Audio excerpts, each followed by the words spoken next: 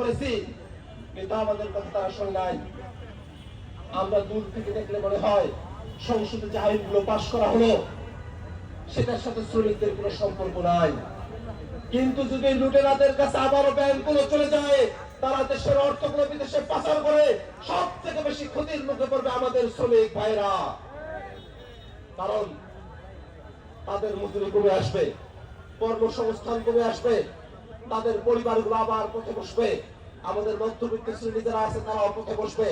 আমরা একটা খাদের কিনারায় দাঁড়িয়ে আছি, সেই সময়টাতে এই লুটেরাদের কাছে ব্যাংক ফিরিয়ে দেওয়ার সিদ্ধান্তে আমরা আজকে প্রতিবাদ জানাই। আমরা সরকারের কাছে আহ্বান জানাবো, অতি দ্রুত ব্যাংক রেজুলেশন আইন, লুটেরাদের কাছে ব্যাংক ফিরিয়ে দেওয়ার যে আইন, সেটাকে সংসদে নিয়ে এসে পরিবর্তন করতে হবে। লুটেরাদের কাছে ব্যাংকের মালিকানা ফিরিয়ে দেওয়ার কোনো সুযোগ রাখা যাবে না।